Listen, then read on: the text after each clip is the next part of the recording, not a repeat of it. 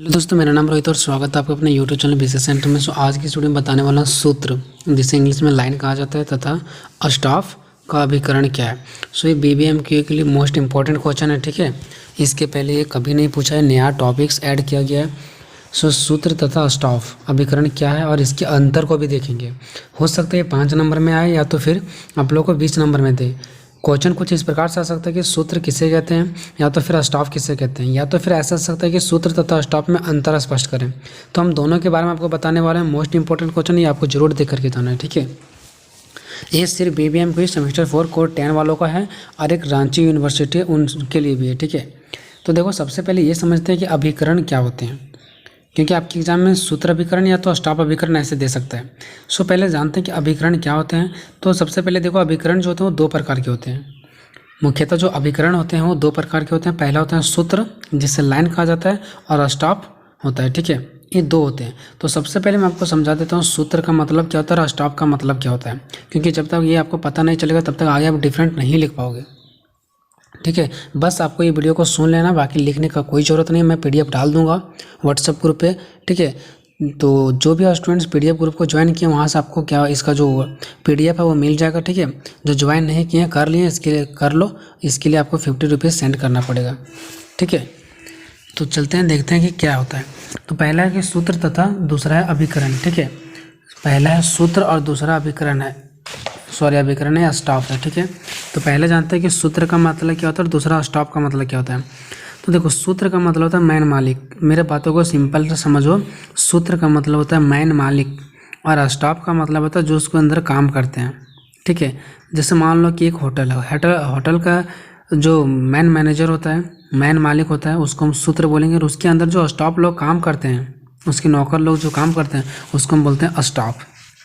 ठीक है, तो उस होटल का सारा शक्ति किसके पास होगा? सूत्र के पास होगा। जबकि स्टाफ क्या करेंगे? उसके अंदर काम करेंगे। कभी कभी ऐसा भी होगा कि स्टाफ कुछ सलाह अपना मालिक को दे सकता है कि हाँ, ऐसे आपको काम करना है, तो 5 कुर्सी और लगवा दीजिए, तो 10 टेबल और लगवा दीजिए। तो कहीं ना कहीं सूत्र जो है वो स्टाफ को क्या कर सकता है? सलाह दे सकता है। लेकिन स्टाफ अपना चाहे तो उसका बात को मान भी सकता है और नहीं चाहे तो उसके बात को नहीं भी मान सकता है। ठीक है, तो सूत्र और स्टाफ का मतलब मैं आप लोगों को क्लियर हो गया होगा कि सूत्र होता है मैन मालिक और स्टाफ होता है उसके अंदर काम करने वाले। ठीक है, अब यहाँ पे होटल की बात नहीं चलेगा, यहाँ पे किसका बात चलेगा सो आप लोग आगे देख सकते हो। ठीक है, तो इस सूत्र और स्टाफ का मतलब आप लोगों को क्लियर हो गया होगा।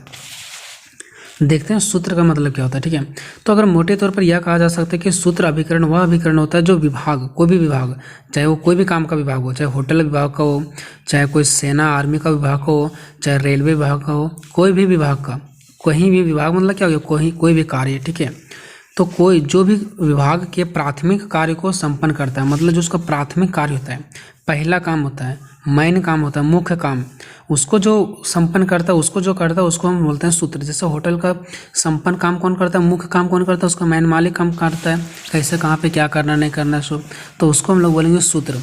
कोई भी विभाग का जो मैन होता है, ठीक है, जैसे रेलवे विभाग है, इसका जो मैन मालिक होता है उसको हम लोग बोलते हैं सूत्र। बाकी उसके अंदर जो काम करने वाले होते हैं, छोटे छोटे कर्मचारी लोग, उसको बोलते हैं अभिकरण, स्टाफ बोलते हैं। ठीक है, तो इस सूत्र का मतलब आप लोगों को पता चल गया। उसके बाद देखते हैं स्टाफ, और स्टाफ का मतलब क्या होता है।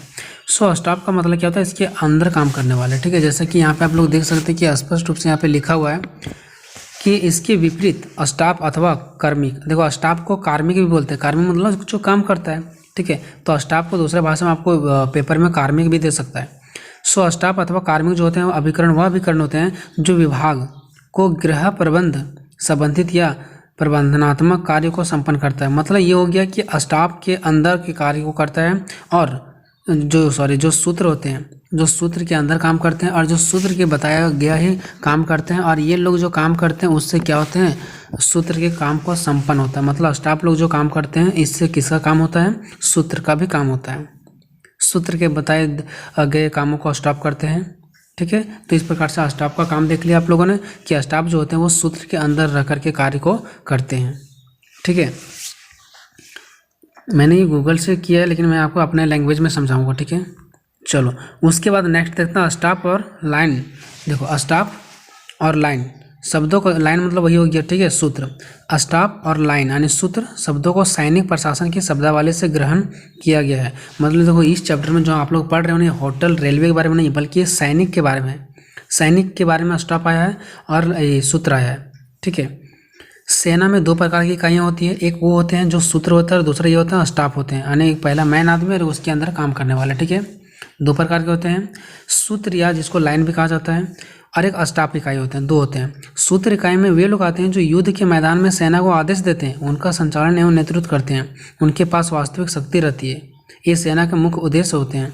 देखो जो सूत्र कौन होते हैं, तो सूत्र जो होते हैं ना वो सेना का मुख्य होते हैं, जो हमें ये बताते हैं, सेना लोग को बताते हैं कि कैसे क्या करना है, उसको आदेश देते हैं, और युद्ध कहाँ पे कैसे करना है उसका संचालन करते हैं, उसका देख रेखाव करते हैं, वो उसको हम बोलते हैं सूत्र। जो उसका मैन मालिक होता है, जैसे सेना में जितने भी लोग गए हैं उसका मैन मालिक होगा, उसको बोलते हैं सूत्र। ठीक है, ये सेना के मुख्य उद्देश्य होते हैं, युद्ध में विजय प्राप्त करना की प्राप्ति का कार्य करते हैं, हमेशा वो लगे रहते हैं कि युद्ध हमें कैसे जीतना है, तो इसी के हिसाब से कहाँ पे कैसे लड़ाई झगड़ा करना है, क्या करना है, वो हमें बताते हैं उसका मैन मालिक, सेनाओं का मैन मालिक, उसको हम बोलते हैं सूत्र। ठीक है, इन अधिकारियों को लाइन या सूत्र अधिकारी की संज्ञा दी जाती है। जो मैन होते हैं उसको क्या बोला जाता है, लाइन या तो फिर सूत्र कहा जाता है। किसके, जो आर्मी लोग होते हैं, सेना लोग होते हैं, उसके जो मैन होते हैं ना उसको हम लोग सूत्र बोलते हैं। वे अधिकारी पदसौपन की श्रृंखला से संबंध रहते हैं। ठीक है, वे क्या होते हैं, वो अपना मतलब मैन होते हैं, किसका होते हैं, सैनिक वगैरह का, जो आर्मी वगैरह होता है उसका मैन होता है, उसी को हम लोग सूत्र कहते हैं। सिंपल सी भाषा है।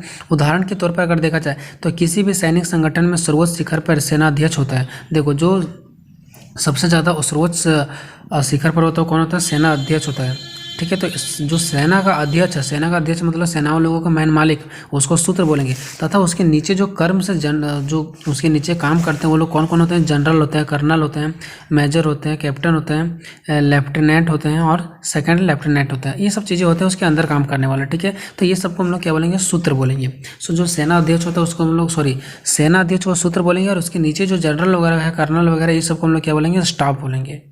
तो इस प्रकार से आपको क्लियर हो गया होगा कि सेना अध्यक्ष को हम लोग क्या बोलेंगे और उसके नीचे जो काम करते हैं उसको हम लोग क्या बोलते हैं।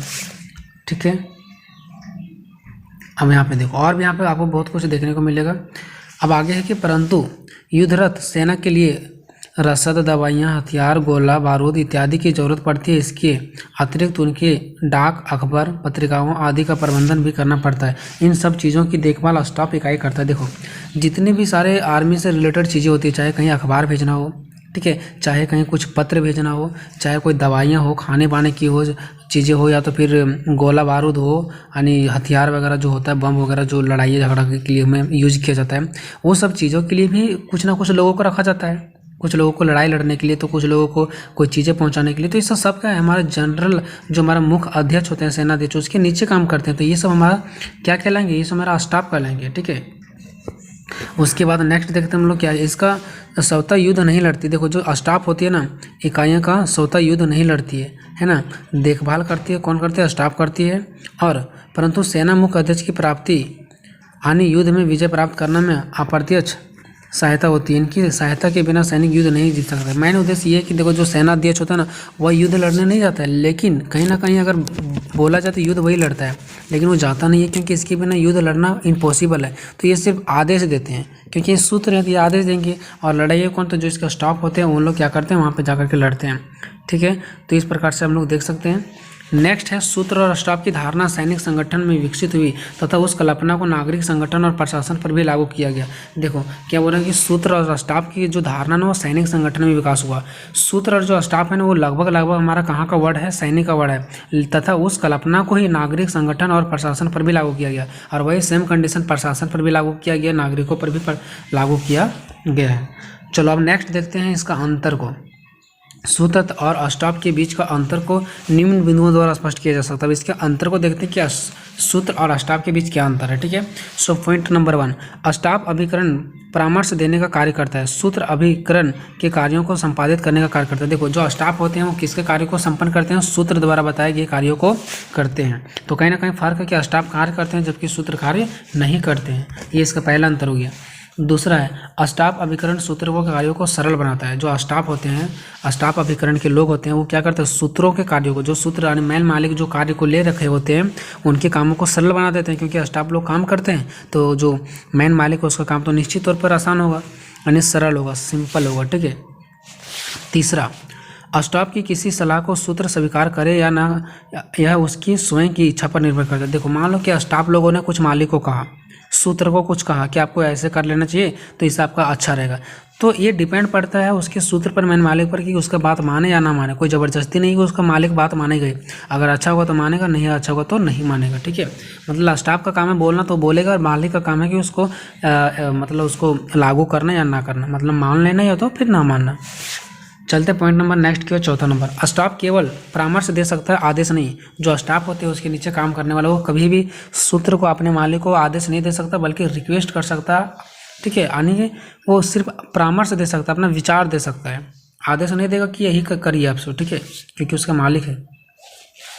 पांचवा नंबर, सूत्र का उद्देश्य लक्ष्य की ओर अग्रसर होना है। सूत्र हमेशा चाहता है कि उसका उद्देश्य क्या है, सूत्र ने आखिर क्यों ये सब चीज़ों को किया। तो सूत्र का हमेशा उद्देश्य होता है अपना लक्ष्य की ओर, जो अपना लक्ष्य बना करके रखता है। जैसे होटल का ही जो मैनेजर है, मैन मालिक, तो उसका कुछ ना कुछ उद्देश्य होगा कि हम होटल खोल करके ये करेंगे वो करेंगे। ठीक है, तो सूत्र का कुछ उद्देश्य होता है, जबकि स्टाफ इसमें सहायक का कार्य करता है। जबकि स्टाफ का उसमें कोई ये नहीं होता है, कोई उनका मतलब लक्ष्य नहीं होता, बल्कि वो सहायता करते हैं किसको, सूत्र जो अपना सपना देखा उसको। क्योंकि ये क्या करेंगे, अपने होटल के बीच ही काम करके रहेंगे, लेकिन वो क्या करेंगे, वो अपना होटल को बड़ा बनाएंगे। हो सकता है उसका मालिक ये भी सोच रहा होगा कि हम डबल होटल करेंगे, लेकिन स्टाफ लोग क्या कुछ करने को सोचेंगे, बिल्कुल नहीं सोचेंगे। तो सूत्र अपने लक्ष्य को देखता है, जबकि उसके लक्ष्य में सहायता कौन करता है, स्टाफ लोग करते हैं। छठा, सूत्र मूलतः उन प्राथमिक उद्देश्यों की पूर्ति के लिए संलग्न रहता है जिनके लिए सरकार का अस्तित्व है। देखो, जो सूत्र होते हैं उन प्राथमिक उद्देश्यों की पूर्ति के लिए संलग्न रहता है जिनके लिए सरकार का अस्तित्व है। जो सरकार आदेश देती है, सरकार जो कार्य करती है, वहाँ से डायरेक्टली कौन काम करता है, सूत्र। यानी सूत्र को पहला व्यक्ति कहा जाता है, क्योंकि पहला मालिक होता है। ठीक है, तो ये सरकार के कार्यों को संलग्न करता है। कौन, जैसे सेनाध्यक्ष हो गया, इस सरकार के द्वारा दिए गए कार्यों करता है, तो ये पहला आदमी होता है सूत्र, पहला मालिक। सातवां, स्टाफ सूत्र के लक्ष्य प्राप्त करने योग्य बनाता है। देखो, स्टाफ जो होते हैं वो सूत्र के लक्ष्यों प्राप्त करने योग्य बनाता है। यानी स्टाफ हमेशा ऐसा लगा रहता है कि हम कुछ ऐसा कार्य करें जो सूत्र हमें सोचा है वो कार्य पूरा हो जाए। जैसे सेनाध्यक्ष जो भी लक्ष्य सोचा होगा कि आज पाकिस्तान को उड़ाना है, तो उसके हिसाब से क्या करेंगे, स्टाफ लोग कार्य करेंगे, है ना। उसके बाद चलते हैं नेक्स्ट, आठवां, स्टाफ पीछे रहकर कार्य करते हैं। स्टाफ कहाँ पे रह करके काम करते हैं, पीछे रह करके, जबकि सूत्र प्रथम पंक्ति में कार्य करते हैं। सूत्र कहाँ पे काम करते हैं, पहला पंक्ति माने पहली लाइन में रह करके काम करते हैं। अगर मान लो कहीं कुछ दिक्कत हो गया तो पहला वहाँ पे कौन जाएगा, तो वहाँ पे जाता है कौन, सूत्र। ठीक है, अब नेक्स्ट देखते हैं, स्टाफ अभिकरण का कार्य योजना बनाना, जानकारी एकत्रित करना, जानकारी को सूक्ष्म, सटीक तथा सरल किंतु विशिष्ट रूप से सूत्र को उपलब्ध कराना, ताकि सूत्र का श्रम भी बच सके तथा शीघ्र निर्णय ले सकें। देखो, इसका ये कहना है कि ना स्टाफ को सारा चीज़ों का अरेंजमेंट करना पड़ता है कि कहाँ पे कितना आया गया। ठीक है, ये सब चीज़ों को लिस्ट बनाना पड़ता है, जबकि सूत्र क्या करते हैं, उस चीज़ों को देखते हैं, अगर उनका मतलब कहीं ना कहीं लाभ हो रहा है तो ठीक है, नहीं लाभ हो रहा है तो खुद उसको तुरंत निर्णय लेते हैं। तो जो सूत्र कोई भी चीज़ों का निर्णय लेते हैं किसके बातों पर, स्टाफ के बातों पर, क्योंकि स्टाफ जो उसको डाटा देती है कि ये चीज़ें यहाँ पे हुआ, ऐसे वैसे हुआ, उन्हीं चीज़ों को देख करके वो क्या करती है, जो सूत्र होती है अपने हिसाब से निर्णय लेते हैं। सो दोस्तों, यही था आप लोगों का। तो आपको ये वीडियो कैसा लगा कमेंट बॉक्स में जरूर बताना। मिलेंगे नेक्स्ट वीडियो में, तब तक जय हिंद, जय भारत।